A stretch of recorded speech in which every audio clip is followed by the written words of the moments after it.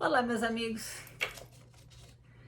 Começo do mês, né? Eu tenho esquecido de te falar, mas eu espero que você esteja mantendo em mente aquilo que a gente já conversou aqui, de você sacrificar e pagar o dízimo para você todo mês. Viu? Faz isso. Como uma experiência, e talvez pela primeira vez você comece a conhecer as bênçãos do dízimo, né? Antes de entrar na história de hoje, eu queria mandar um beijo, um abraço carinhoso para o Marcelo Aguilera. Beijo, viu, meu querido? Obrigada pelo carinho, obrigada por acompanhar aqui o canal e fazer sempre comentários bacanas nos vídeos, tá? A nossa brasileirinha de hoje é uma gauchinha como eu. Ela fala o seguinte: Olá, Vânia. Moro em Novo Hamburgo, no Rio Grande do Sul. Posso dizer que eu era membro da igreja nascida no convênio, como eles dizem. Meu pai era de origem protestante e conheceu os missionários aos 32 anos de idade. Frequentou ativamente a igreja e só deixou de ir devido à idade e dificuldade de locomoção nos últimos anos de vida dele, mas faleceu se denominando membro da igreja aos 82 anos. Ele conheceu minha mãe, que na época era católica praticante, se batizou na igreja e, com a ajuda dos missionários, acabaram namorando e se casando. Tiveram 4 filhas, todas membros da igreja e praticantes até então. Ela tá falando da família dela, tá?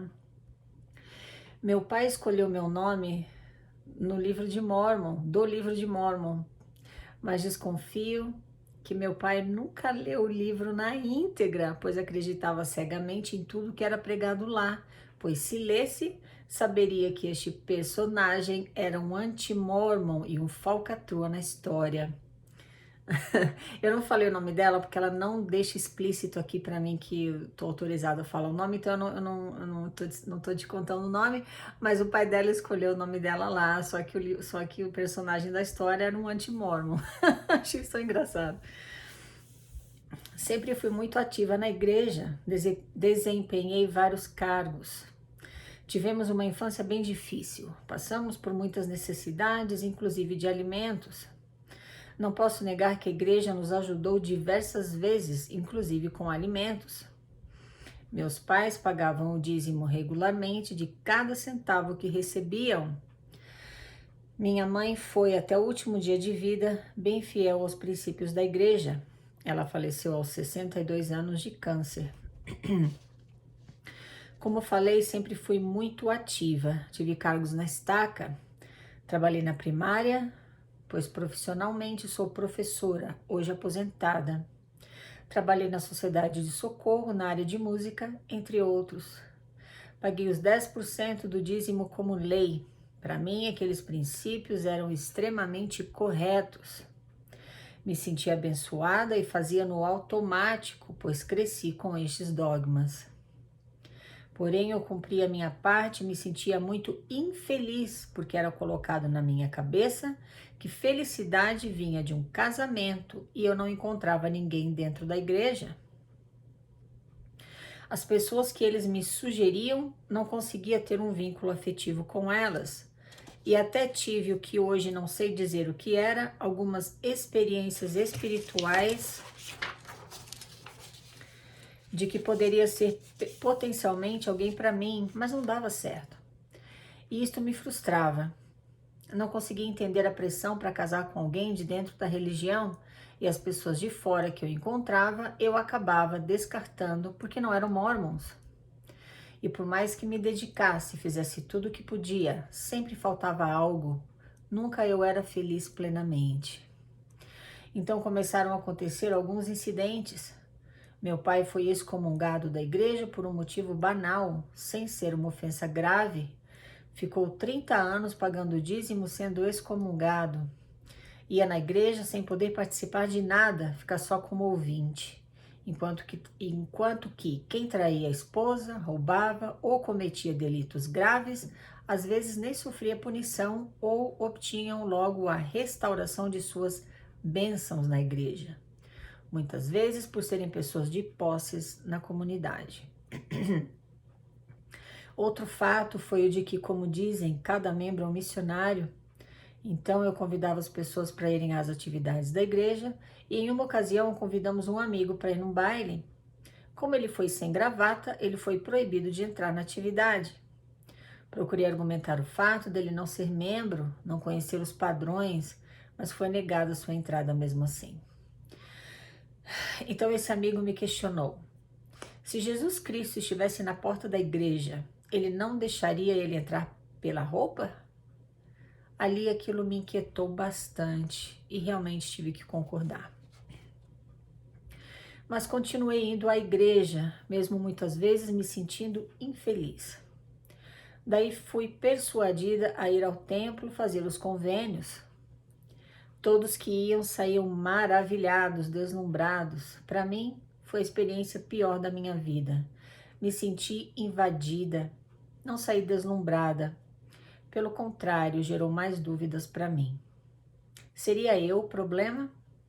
Achei que o nome que recebíamos era individual para cada um por inspiração. Depois descobri que era um padrão do dia que íamos. Outra decepção.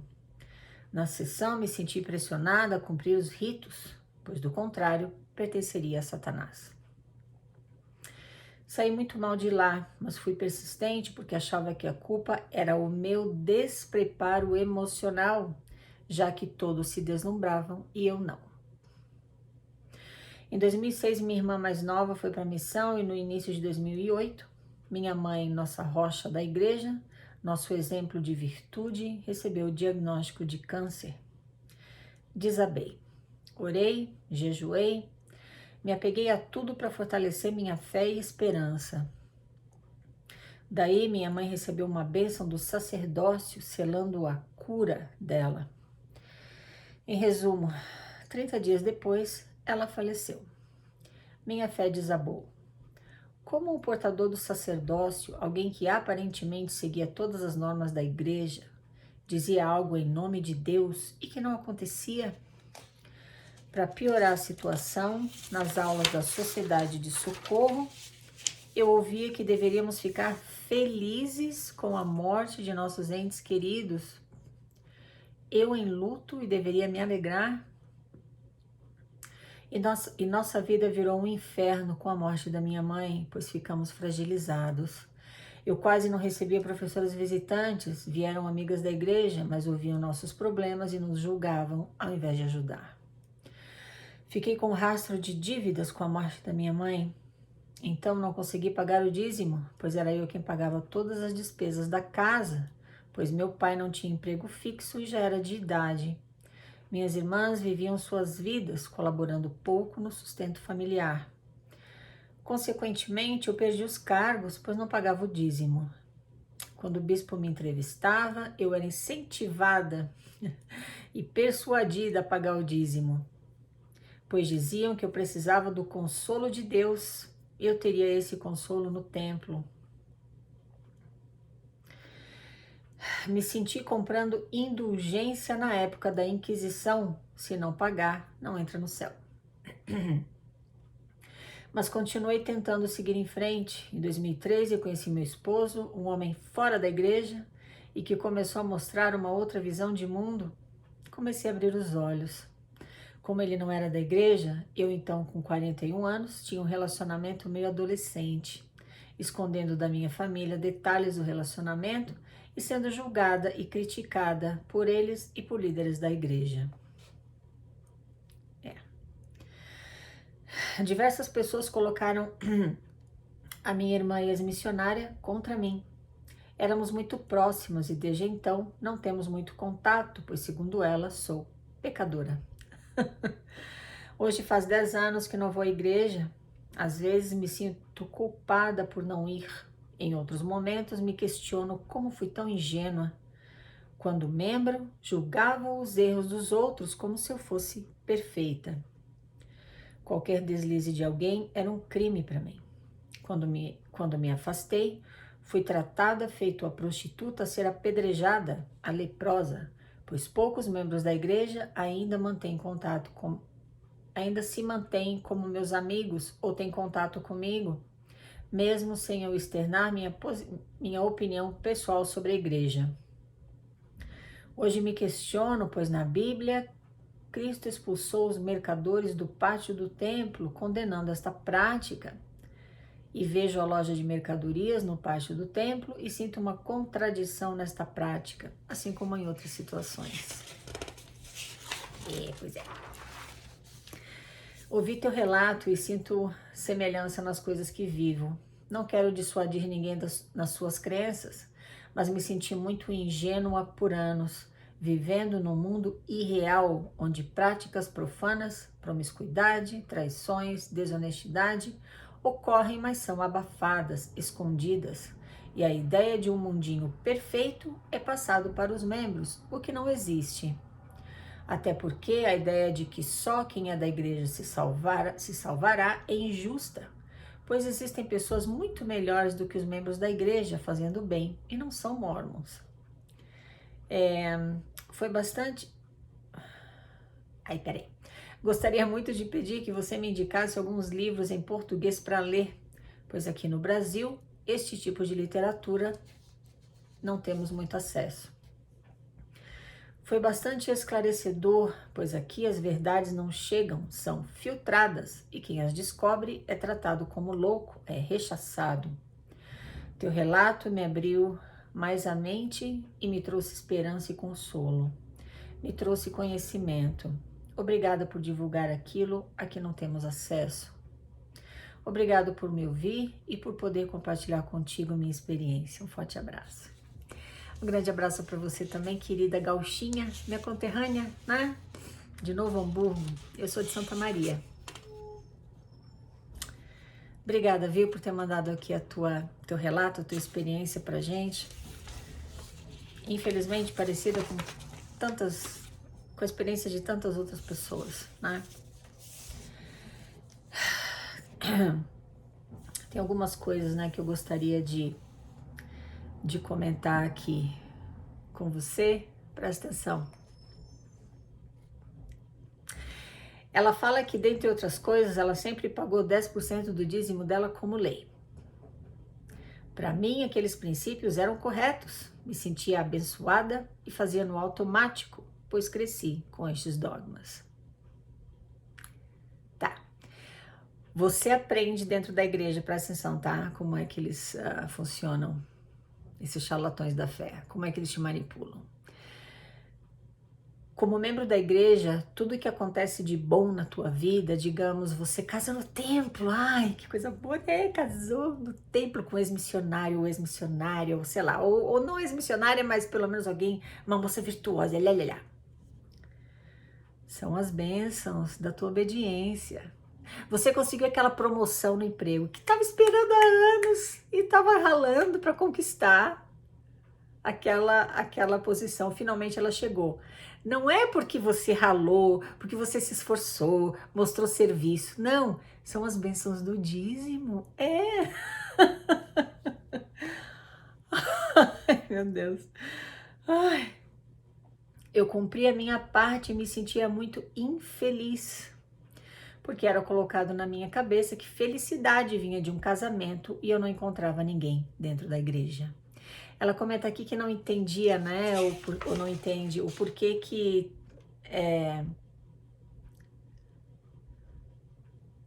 não conseguia entender a pressão para casar com alguém de dentro da religião, e as pessoas de fora que eu encontrava eu acabava descartando porque não eram mormons. Presta atenção, o porquê. Tenta imaginar a igreja mormon, ou a igreja de Jesus Cristo são os últimos dias, sem essa pressão, porque é uma pressão. Eu senti essa pressão pessoalmente também. Se não existisse a pressão de casar na igreja com alguém de lá, né? Casar com um membro da igreja, casar no templo. Pensa se não existisse isso, tira isso de contexto. Tenta imaginar como é que a igreja funcionaria. Primeiro, você teria muito menos pessoas frequentando, você teria menos membros. O grau de comprometimento cairia. Porque, por exemplo, na experiência dela aqui, ela acabou se casando com alguém que não era da igreja. aos 40, 41 anos de idade. E ela fala aqui que ele fez o quê? Ele começou a me mostrar uma outra visão de mundo. Comecei a abrir os olhos. Você precisa. A gente já falou sobre isso aqui num vídeo que eu fiz exclusivamente sobre esse assunto. Acho que o título é Você Precisa Se Casar no Templo.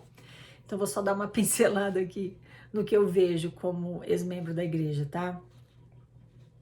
Quando você casa no templo, o casal está fazendo compromissos com a corporação de magnificar todos os chamados. Primeiro, os dois juntos abaixam a cabeça e dizem sim, não sei nem quantas vezes na sessão de investidura, é ou não é?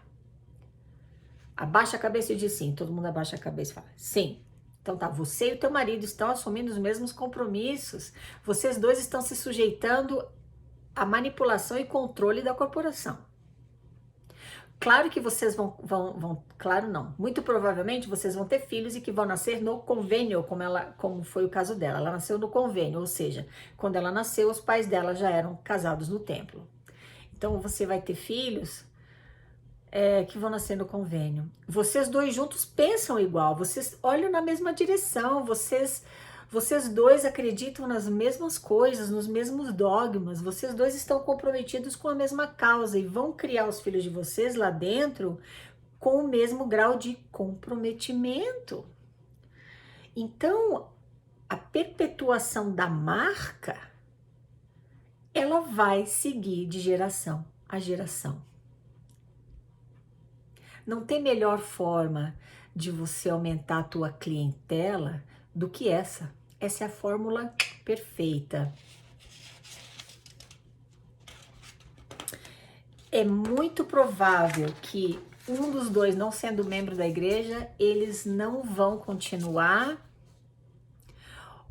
ou eles pelo menos, ou aquele do casal que é membro, não vai ter o mesmo grau de comprometimento, vai faltar as reuniões, talvez não aceite o chamado, talvez não pague o dízimo, porque o outro cônjuge vai falar, não, a gente não tem condições de pagar o dízimo, então não vai pagar. Tá, tudo bem. Por mais que me dedicasse, fizesse tudo o que podia, sempre faltava algo, nunca eu era feliz plenamente. Por quê? Porque ela não era uma pessoa adulta vivendo a própria vida. Quando você faz parte de uma seita de controle mental, existe um fenômeno da infantilização. Olha o que ela fala aqui pra gente, aqui embaixo, quando ela conheceu o marido que não era da igreja, né? Olha só. Como ele não era da igreja, eu com 41 anos tinha um relacionamento meio adolescente, escondendo da minha família detalhes do relacionamento. Antes de casar, né? Provavelmente. Ela aos 41 anos tinha que agir como uma adolescentezinha que tá namorando escondido dos pais. Por que ela fazia isso? Porque... Peraí, né? Porque ela era... Porque ela era julgada e criticada pela família e pelos líderes da igreja. Porque, é claro, ela tá namorando fora da igreja. Com certeza ele não tem os mesmos padrões do que ela. Ele é uma pessoa do mundo. Então, provavelmente o namoro já não tá acontecendo nos padrões. E ele vai enfraquecer o testemunho dela. Bora criticar. Eu passei por isso. Quando eu voltei da missão, tinha que casar na igreja. E quando eu já te comentei aqui também, quando eu tinha meus namoradinhos fora da igreja, meu Deus, a minha vida era um inferno dentro de casa e na igreja, porque era uma pressão tremenda. Meus pais não tinham culpa, eles aprenderam isso, aprenderam assim, estavam me criando dessa forma, ou seja, ela vai acabar quebrando a lei da castidade com ele vai afastá-la da igreja, enfim, aquele monte de bobagem. Tudo técnicas de controle mental que a igreja usa, tá? De acordo com o Steven Hassan, não com a Vânia, não. Steven Hassan, se você não sabe quem é, ele tá aí na descrição do vídeo, o nome dele e um dos livros que ele escreveu, porque ele é um especialista no estudo de seita de controle mental, tá? Tá.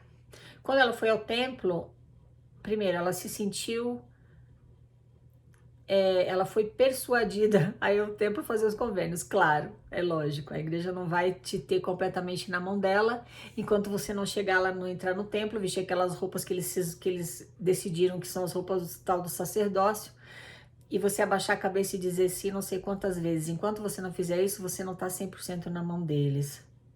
Ela disse que quando ela foi, ela se sentiu invadida. Ela não se sentia deslumbrada, não saía de lá deslumbrada como as outras pessoas, maravilhadas. Ela achou que o nome que você recebe no templo, aquele novo nome, era dado. Ela fala assim: achei que o nome que recebíamos era individual para cada um por inspiração.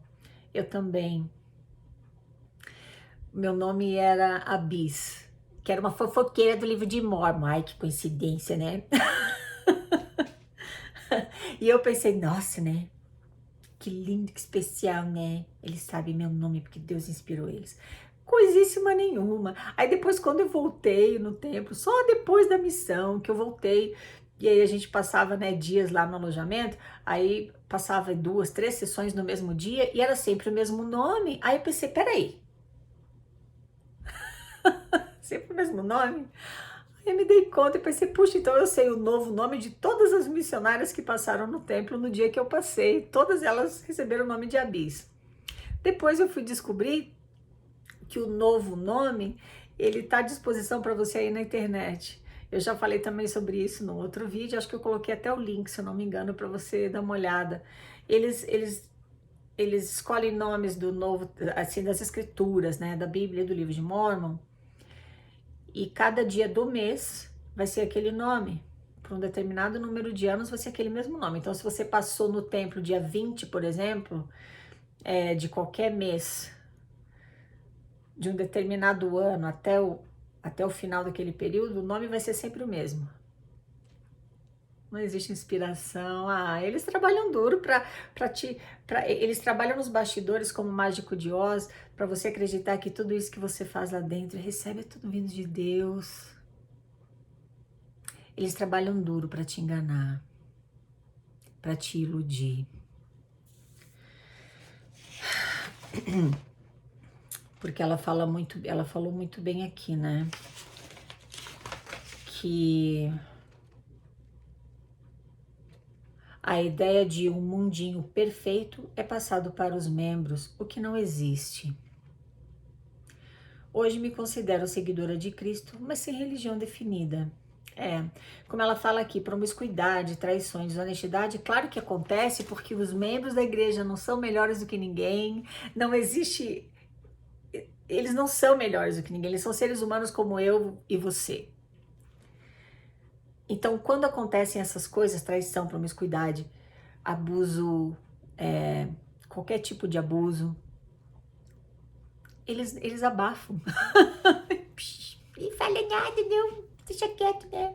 Aí, quando alguém descobre que um ex-bispo, ou que um bispo, ou que um presidente de Estado, ou que um coordenador do sistema educacional foi, como é que fala? Foi desassociado, foi excomungado, fica um escândalo. Acontece um tititi tão grande como se aquilo fosse uma coisa do outro mundo. Por quê? Porque você acredita que aquelas pessoas são especiais. Os portadores do sacerdócio são fiéis.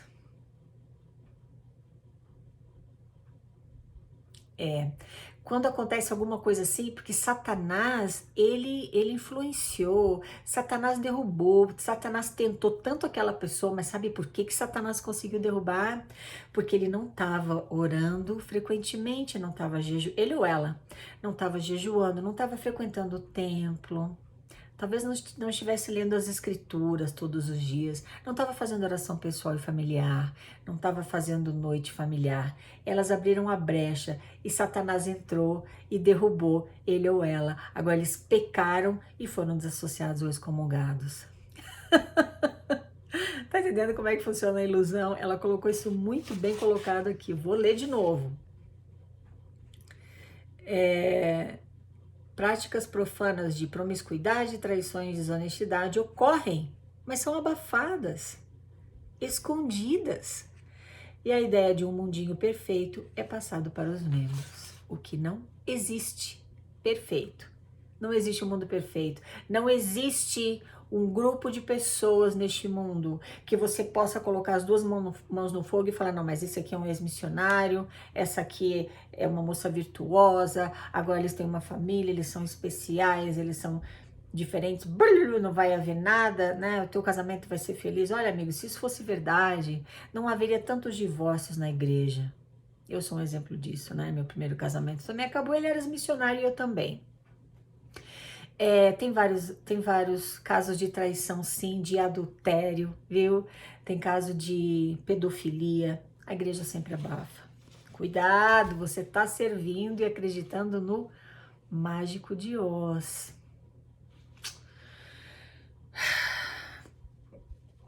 Aí ela fala que ficou confusa porque a mãe dela foi diagnosticada com câncer e ela orou. E ela já fala, ela deixou pra gente aqui muito claro, ela foi criada na igreja, ela serviu em vários chamados, ela pagava o dízimo dela, ela entrou no templo, mesmo se sentindo culpada porque não sentiu aquela coisa maravilhosa lá dentro, tudo fofinho, né? Ela continuou frequentando. Aí o que acontece? A mãe dela recebe esse diagnóstico, ela fala que orei, jejuei, me apeguei a tudo para fortalecer minha fé e esperança. Daí a minha mãe recebeu uma bênção do sacerdócio selando a cura dela. Esse portador do sacerdócio falou na bênção que a mãe dela seria curada. 30 dias depois, a mãe dela faleceu. Como é que o portador do sacerdócio dizia algo em nome de Deus e que não aconteceria? É porque essa é a crença que você tem como membro da igreja. Que aquele homem tem o poder para agir em nome de Deus. Autoridade de Deus para agir em nome dele. Essa é a definição do sacerdócio. Acontece que isso também é mentira. Porque Joseph criou essa história da carochinha, que também nós já falamos a respeito sobre a tal da restauração do sacerdócio, que nunca houve. Não tem sacerdócio, não houve visita de João Batista, Pedro, Tiago e João, nada disso aconteceu. Esses homens não têm autoridade para agir em nome de Deus porcaria nenhuma. Eles falam as coisas como eu posso chegar e falar. Eu não tenho sacerdócio nem nada, né? Posso colocar a mão na cabeça e lá. Não vai acontecer nada, ou talvez aconteça, não tem nada a ver com a Vânia.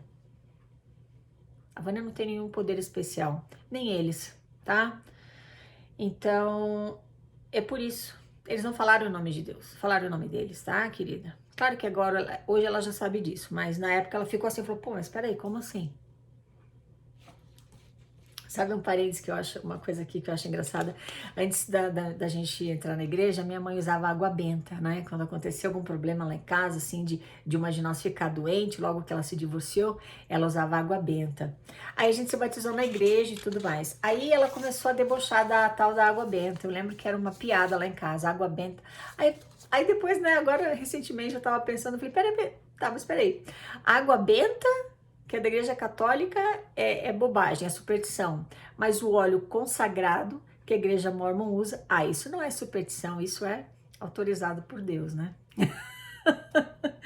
Ai, meu Deus. Aquela água benta não pode, mas esse óleo consagrado pode, querido. Pode, então tá.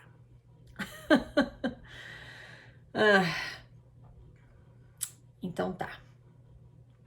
Ela disse que ela recebia visitas de amigas da igreja, mas elas ouviam os problemas delas depois que a mãe dela faleceu e julgavam elas ao invés de ajudar. Não precisa sofrer, não precisa ficar de luto. A tua mãe, ela foi uma mulher fiel, você vai encontrar com ela lá no mundo espiritual, no reino celestial. Lembra, as famílias poderão ser eternas. E tá sofrendo porque perdeu a mãe? Mas é porque não tá tendo fé suficiente. Cadê teu testemunho? Precisa orar mais. Você tá sem o espírito. É claro que a vida mortal é nada. Eu aprendi na igreja que a vida mortal é como se você estivesse numa praia, aquela, né, areia que você não tem, né, você vê assim areia longe, assim, longe, né, extensa.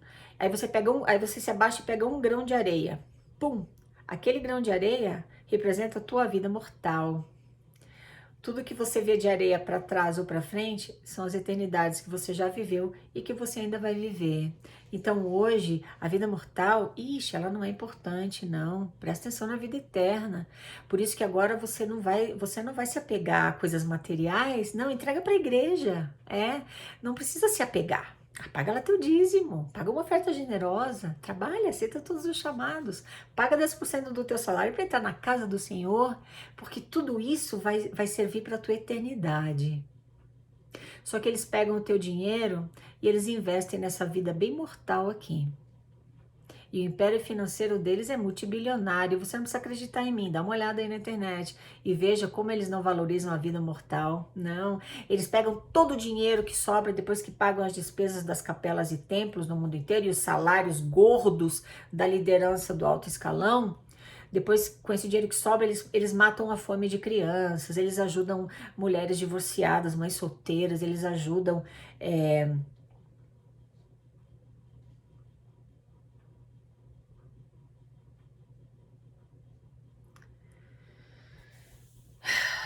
com esse tipo de organização suja, corrupta, mentirosa e materialista que você está lidando. Essa instituição é chamada Igreja de Jesus Cristo dos Santos dos Últimos Dias. Pesquisa, não acredita na Vânia.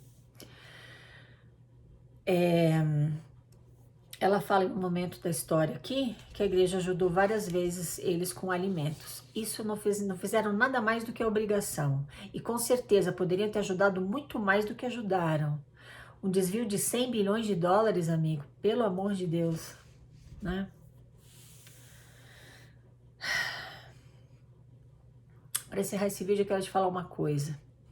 Se você, como essa querida da história, protelou a tua felicidade, ela se casou aos 41 anos de idade, porque até então ela estava buscando um fiel portador do sacerdócio para se casar.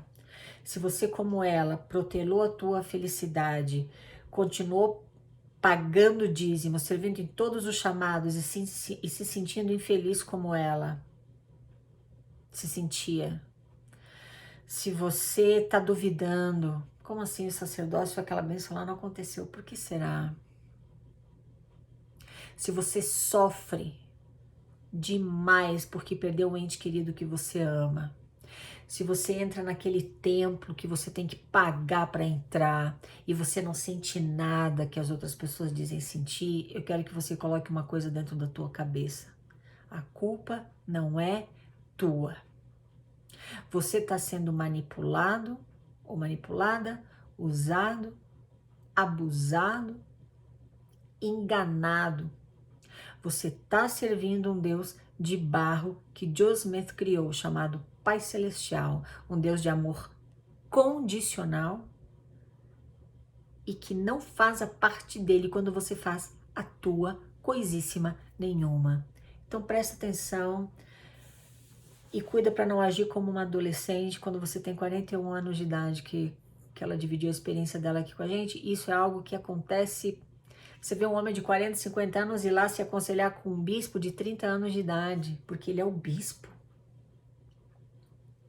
Cuidado com as estratégias que os charlatões da fé usam para tirar vantagem da tua boa fé, viu? E vai ser feliz, tá? Pode ser dentro da igreja, mas não deixe eles se apoderarem de todas as tuas decisões. E não compromete o teu amor próprio e a tua autoestima para viver aqueles padrões inalcançáveis que eles estabeleceram para você, tá bom?